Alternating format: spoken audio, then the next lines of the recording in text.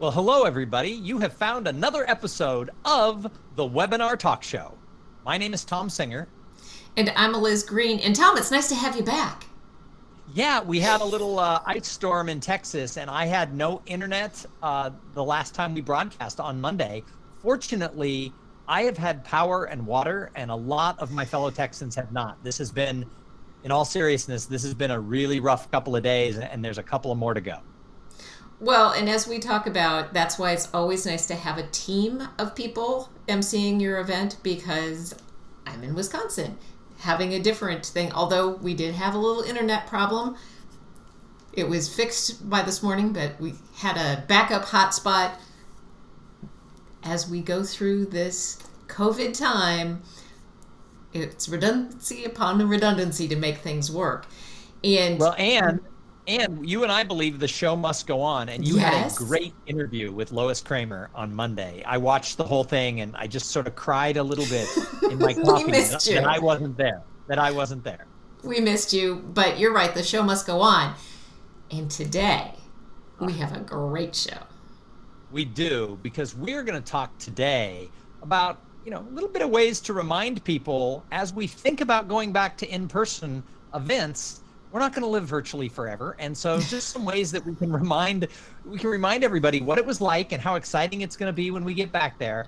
And we're probably going to talk a little bit about technology, because we have your nerdy best friend and my nerdy best friend. In fact, Beth Z is everybody's nerdy best friend, and she is the person who you call when you need to know, is there an app for that? So we're going to have some fun today with Beth Z. Hey, Beth, welcome to the Webinar Talk Show.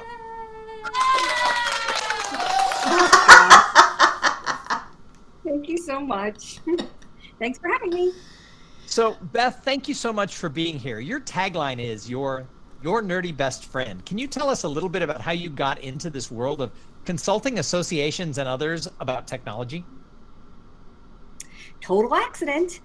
Turns out when you don't go out at all for your entire life on the weekends, and you just sit there getting excited about Microsoft's next little package, somewhere along the line, somebody's going to want you to pay for it. So I literally just didn't leave the house for about 30 years and focused on all kinds of things nerdy. I can't put a computer together back, forth, in, out, or anything, but I can tell you almost any app you might need or tech tool you might need to solve a problem you're having. And turns out now I'm popular. Well, and you are, no kidding, the go-to person when it comes to what do I need to know about what is coming out. And so, Beth, there are our meeting professional colleagues are in a pickle these days, in that we still need to meet, we still need to get together, but it isn't quite the same as it was pre-COVID. And people are getting a little tired, maybe a little zoomed out. Yep. What advice do you have for the meeting professionals who need to remind us why we gather? I'm so excited to bring this to people right now, because we're in a really good spot. The meeting planners out there, and I was an education director at an association for many years, and I've been in the association community, and meeting planner people and the association people are my friends, and they're hurting, and they're still serving the same people they were serving when they were going live, when they were having events in person. So, and in fact, they're connecting to more people, I've heard over and over again, because they're allowing people who had never got to come to conferences live are being able to be introduced. So the trick to me is finding a way to help people connect the dots between what we had at live events and what we're having now and what we will have. And we can do that by using what we already have, which is the 10 million adorable pictures of people at your receptions, the 45 minutes of B-roll of standing the grip and grin when they're giving the awards, all of these different things that we have. We've been taking these pictures for, I'd say thousands of years, but that's not right. Thousands of years before the pandemic hit. And now we have an opportunity to use technology to take those little pieces and parts and remind people, pull those together. So every time you have an event, you show a video of what happened the last time you installed a board and what happened the last time you brought everybody together for a sales meeting. And having those connections, we will get back to that, but have some fun with the tons of video you already have, the tons of pictures, to create new things to bring those connections together.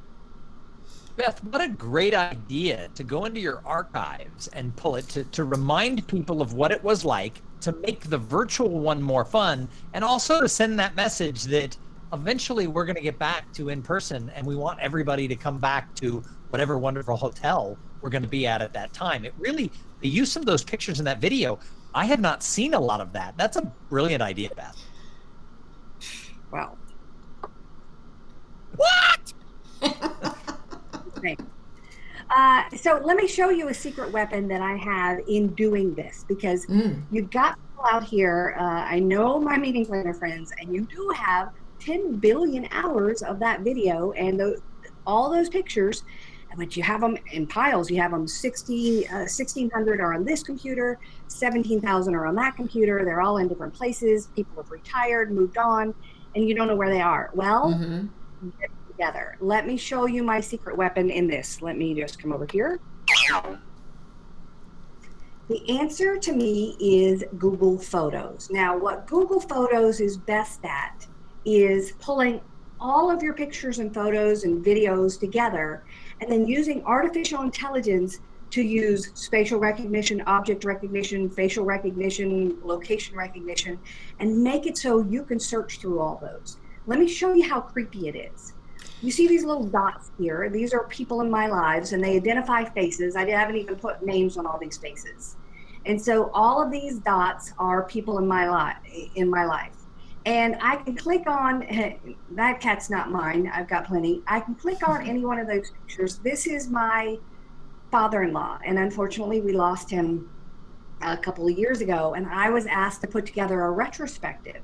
Well, people gave me all these pictures and I threw them into Google Photos, right? So this is him toward the end of his life. I did some fun things with graphics for him and things like that, with his family, with his sons. But here's where the magic starts to happen. Google went through all the photos, I didn't identify him, and found his face in all of these pictures from years back. This is him. This is him.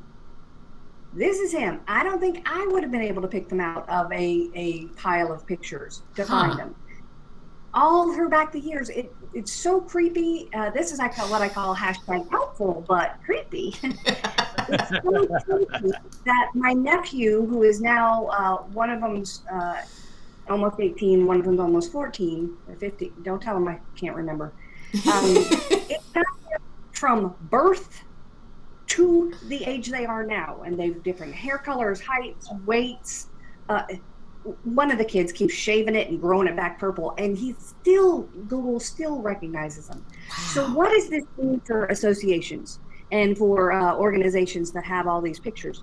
Throw them in there, give it a little while to work its artificial intelligence magic, and then you can search by face, you can search by date, you can search by venue, you can search by all of these different characteristics. And let's say you have you're going to install a board virtually, and that's part of the meeting you're having right now. Well, go back and find that board member. The new head of the board has been with your organization for a long time. Go back to her face all throughout the years, and then do a montage of all that. All of this can be done very quickly using Google Photos, because it'll just identify them for you. Okay, Tom, when we decided to invite Beth, you never know what you're going to get, right? Because I had no idea. This is brilliant. You always know you're going to get a good idea, but this is something that every association that I work with should be thinking about. How do we put this in to our work? Because you're right, if you're installing the board, all you need to find is 5 or 6 of those pictures of Becky, your new board chair, to put them in as you introduce her. But you've got that thing of the years. You might have stuff from a conference 10 years ago, And people who were at that conference would be like, oh my God, I remember Maui. That was the best year ever. Right. And now you've got that feeling, that memory, that trigger inside people that can only come from photos or video. Yeah. Well, and Yeah. think about who's in the background too. Like, you know, who's there and you're like, oh, I was there. Oh, That's me. I'm sitting in there too. And you know, going back to those places. So you've had you used a venue 10 years ago. You can go back and just search for the name of that town and have all of those come up as being from that place. And all of a sudden, all of that work that it takes for you to try to put together those montages and make those connections is done for you. Now, there's a sad note. Google, up until about a month and a half ago, was like, we're going to be free forever for all of the pictures and all the videos. We love you. They lied. Okay, it was free for many years, but they were lying. And so now they are charging regular storage rates after June, but it doesn't matter. It's still going to be super cheap. You throw them all in there, that saves you hours, and you get everybody else to throw theirs in there from their computers. Think about all your volunteers. They took pictures. Oh, yeah. They had those pieces. Get those in there and then let it work its magic in the creepy way, identify those faces, and pull everything together so that it makes your life easier. Well, I think this Beth, answers... Beth, I'm always thinking forward, like a year from now, when we start getting back to in-person events.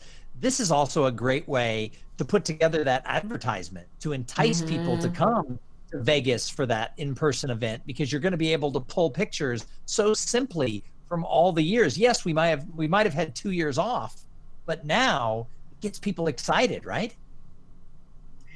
Absolutely. And people love seeing pictures of themselves. People love remembering those. And even on our online events, a lot of us have been taking pictures of us in these, you know, fun little squares. But that doesn't mean that's not part of our history, right? That is part of our history. And that is something we use in the same way. Now, when we get into what are you going to do with those pictures, I also have a couple of tech tools that I use to make really easy movies. Y'all want to see a couple of those? Yes. Yes, we do. That's kind of rhetorical because I'm going to show you. Does anybody ever say no to you, Beth? Can I show you a great tool? No, Beth, don't show me a great tool. At middle school, so there's that. All right, so this is one of my favorites. This is called Majesto, and Majesto is stupid easy. You take little video clips and pictures, throw them in there, and it uses artificial intelligence to find the best moments.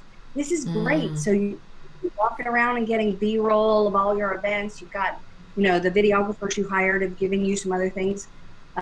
This is also great. I don't know about y'all, but I've seen adorable 6-hour films of my adorable nephews opening up presents on holidays. Nobody wants it. Nobody, no matter how much you love the kid. So you take the video, throw it into Majesto, and it works its magic to find the best moments. Now, here are some of the ones I've done. I've actually done these. I've been doing them. People taking pictures while we're in a class and text them to me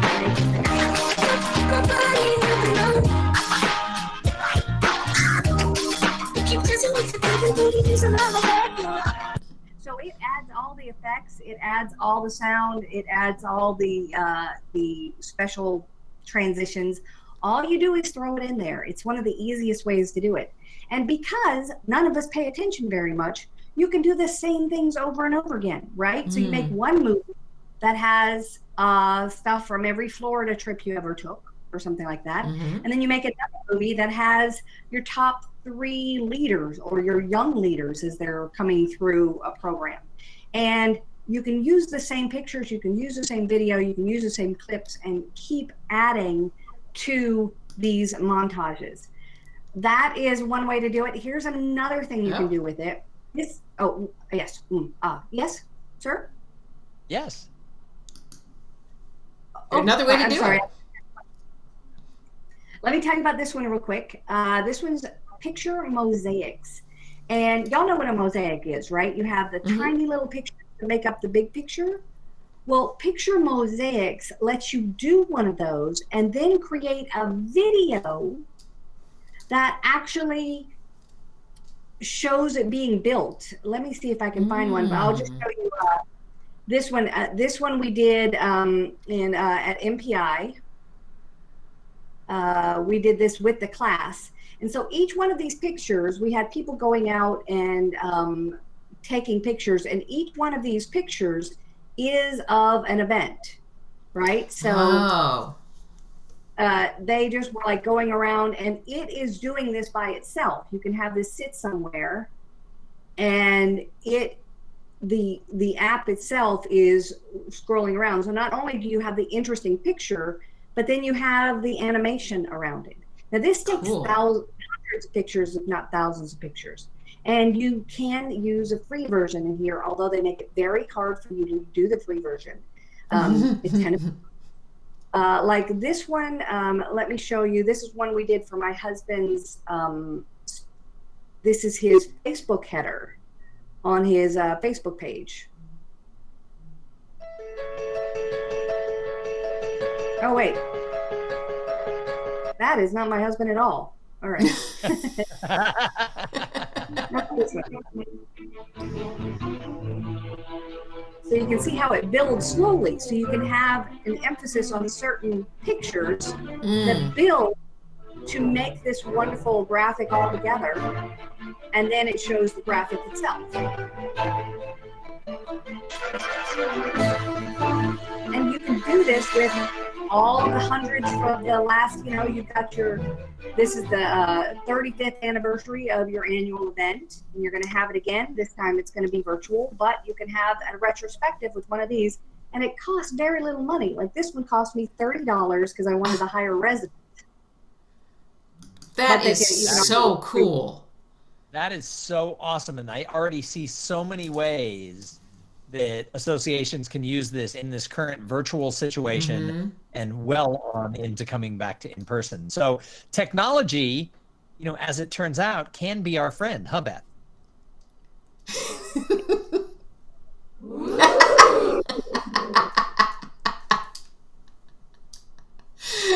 It is so much fun. I don't think I've ever seen layered eCam, because we use eCam to do the talk show, and you're using eCam. Yin and Yang, Yin and Fran of the tech world, because when he and I speak at conferences together, he's like, "You don't need tech," and I'm like, "What?"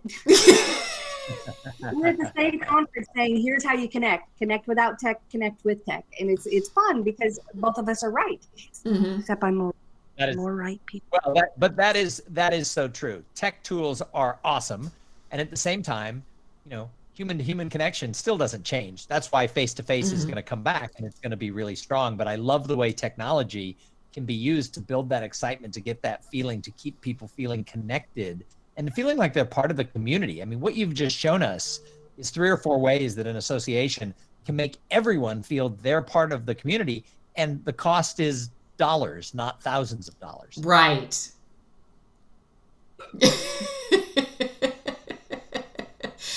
Yeah. And these are things that are not just good right now when they're in the middle of COVID.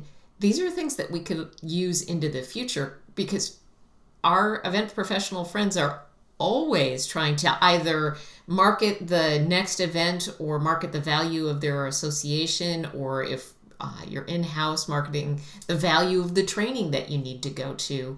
These are all excellent tools. That's what she said. So Beth, told me about somebody who was appropriate, and here I am. That had a double entendre in it. But Beth, the associations you're working with, what are some of the struggles that they're having in this virtual world? What are some of just the basic, beyond what you just showed us, what are some of the technology struggles that associations are having? Well, right now, a lot of associations are on hold. They're like, they keep thinking, maybe this whole online thing is going to pass. And who's going to going to wait and we're going to have a regular old live meeting like we always have in 2022. Yeah, that's the good idea. Well, one of the struggles is we didn't really like this online stuff, and now we've had to do it. We still really don't like it. So I think we're just going to pretend it didn't happen and think that things are going to go back and we're just going to have live events. And so my message is, you got to bring them together. You've got to have them so that you can use the space that we have here, which is actually a very versatile space. And we can use the live space that we had in the past. They're going to be together. We have crossed that threshold, and I see associations going, we just didn't want to do it because all of this technology, or most of it, has been available for 10 or more years. Like, we could have done all this stuff 10 years ago. However, they're like, no, we like meeting in person. Of course we do. But we have gone to a different place, and associations are struggling with, am I really just going to wait it out and just have our old online or on live thing? Or how can I bring those together? So these are ways to start marrying those two together, because it's not going to go away. Budgets have changed. Where they live, how they live has changed. Even if COVID is over tomorrow, everything has changed. And so we've got to learn how to pull all these things together. I absolutely agree. And it is true. Eliz and I started hosting hybrid events 7 or 8 years ago. And we thought at the time that hybrid was going to explode and it was going to become what every event did. And that really didn't happen. But this time around, I don't think you can run from doing a combination of live and in person with some sort of a well-executed, which we always tell everybody, a well-executed hybrid event is not just broadcasting the main stage. There has to be a thought-out experience for that at-home audience as well. And a lot of the tools that you've shown us today would work for both the people sitting in the convention hall and the people watching on the computer. Yeah, I love that mosaic idea. Like, how, we struggle to have things that people could do both in an in-person environment and in a virtual environment. That would be dead simple to do. I'm putting that in my little bag of tricks and saving that one for sure. And how fun to put together a mosaic of everybody taking a picture on their Zoom, computer setting, and then showing that live in the room. That, look where we've come from. We're back. It's really cool. Yeah. Oh, and then, okay, so it sweeps and it has all these and it builds out and then it builds in and then the cameras turn around and then they face the audience and they, now here we are, all muddled together. Yay! There's happiness. This is the best thing ever. Wow! I can't wait. I know. I really like this environment, and I think you're right that the virtual environment is so versatile, but you can't hug. So, yeah, that is true. That is true. We can try. Here's a hug. There you go. That's my virtual hug. That's going to be our screen shot for the there we go. So, Beth, if somebody saw this and they loved just the couple of little tips that you were able to share in this little interview, and they're like, I need to know more about Beth Z, how do people find you? YourNerdyBestFriend.com. Nice. Hey, I have a big finish. Can I do my big finish? Sure. Wait, let me switch. All right, ready? Our nerdy time is through, but Beth Z is always here for you. YourNerdyBestFriend.com.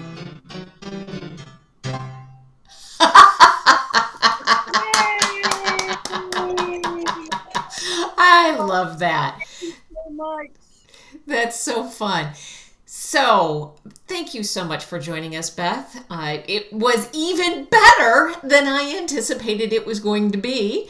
And Tom and I will be back next week with more great guests. We're going to talk about association exec the exec chat, and we're going to talk about 3 events that I've worked with one meeting professional on to bring into the virtual world from being in person. So we have a lot planned for next week. If you wanted to watch those, if you want to watch those live on Facebook, you go to webinartalkshow.live. If you want to find us, Tom and I, and what we do for events to turn them into talk shows, you go to webinartalkshow.com. We'll be back next Monday and Wednesday. Beth, thank you for joining us. This was great. Everybody have a great weekend. Stay warm.